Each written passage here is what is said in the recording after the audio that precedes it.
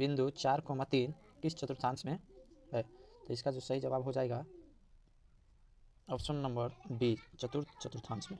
दूसरा क्वेश्चन है, कार्तीय तल में स्थित किसी बिंदु 6,4 के कोटि का मान होगा। प्रश्न है, कार्तीय तल में स्थित किसी बिंदु के 6,4 के कोटि का मान होगा। इसका जो सही जवाब हो जाएगा वो 4 होगा, जो ऑप्शन बी में आपको दिया गया है। ऑप्शन बी सही होगा ये। अगला क्वेश्चन है, बिंदु 2,3 एवं -2,3 के बीच की दूरी होगी। तीसरा प्रश्न है, करा बिंदु 2,3 एवं -2,3 के बीच की दूरी क्या होगी? तो इसकी जो बीच की दूरी हो जाएगी वह आपको 4 होगा, अर्थात ऑप्शन नंबर बी एकदम राइट आंसर होगा। ऑप्शन बी इसका राइट आंसर हो जाएगा। चौथा क्वेश्चन है, बिंदु 2,3 की दूरी मूल बिंदु से होगी। तो इसका जो राइट आंसर हो जाएगा वह √13 होगा। √13 आपका ऑप्शन नंबर सी में दिया गया है। पाँचवा क्वेश्चन है, बिंदु ए 8,10 तथा बी 4,6 को मिलाने वाली रेखा का मध्य बिंदु का नियामक होगा।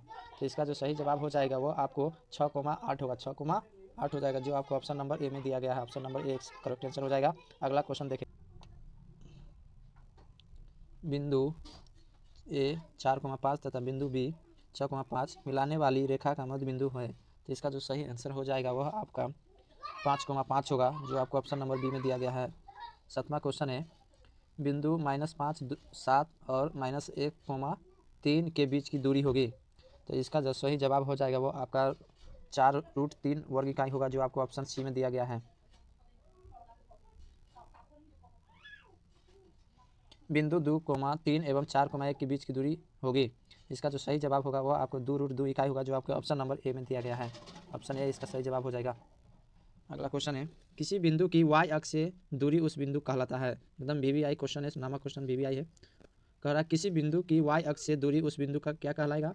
तो वह जो कहलाएगा वह x निर्देशांक कहलाएगा। क्या कहलाएगा? x निर्देशांक। तो इसका जो सही आंसर हो जाएगा वह ऑप्शन बी नंबर एकदम करेक्ट आंसर होगा। अगला क्वेश्चन देखेंगे 10 नंबर। कह रहा है, बिंदु -8,6 किस चतुर्थांश में स्थित है? तो माइनस प्लस है, तो माइनस प्लस किस चतुर्थांश में होता है वो आपको भी मालूम होगा। इसका जो हो जाएगा द्वितीय चतुर्थांश। तो ऑप्शन नंबर बी इसका सही आंसर होगा, ऑप्शन बी।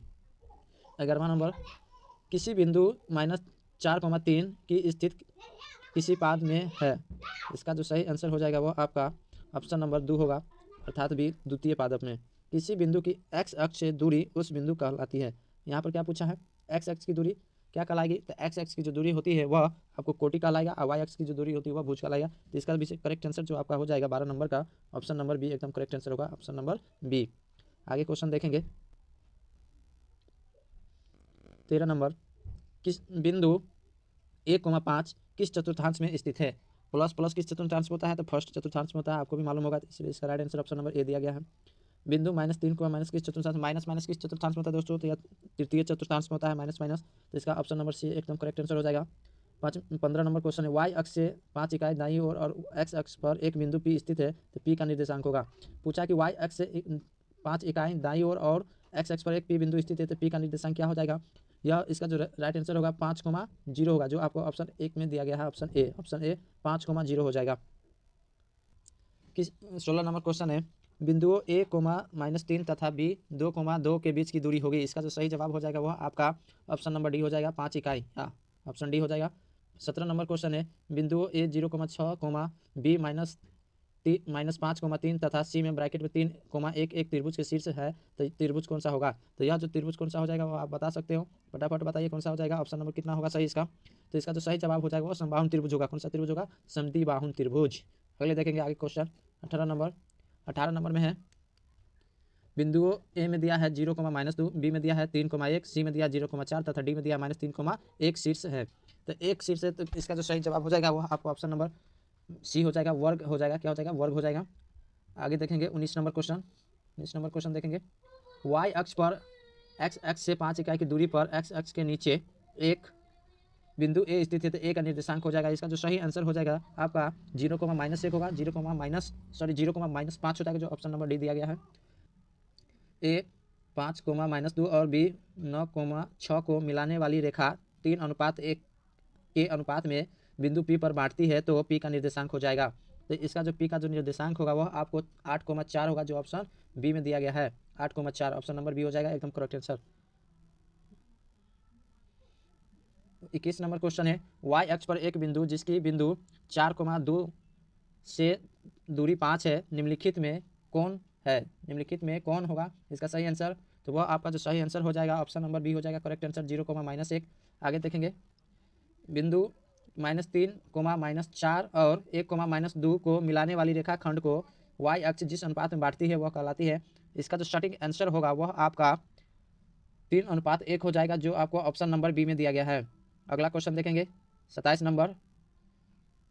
ए 2, -3 और बी 5, 6 को मिलाने वाली रेखा को y अक्ष जिस अनुपात में बांटती है वह अनुपात होगा। तो वह अनुपात आपका जो होगा वह 1:2 के अनुपात में बांटेगी, जो आपको ऑप्शन नंबर ए में दिया गया है। 28 नंबर क्वेश्चन है बिंदु 4, -5 की दूरी मूल बिंदु से होगी। तो मूल बिंदु से इसकी जो दूरी हो जाएगा वह आपको √41 होगा, जो ऑप्शन नंबर ए में दिया गया है। 29 नंबर क्वेश्चन देखेंगे दो बिंदुओं 2, 3 और 4, 1 के बीच की दूरी होगी। इसका जो सही आंसर हो जाएगा वह आपका ऑप्शन नंबर बी हो जाएगा करेक्ट आंसर 2√2 हो जाएगा इसका करेक्ट आंसर 29 नंबर क्वेश्चन का। आगे क्वेश्चन देखेंगे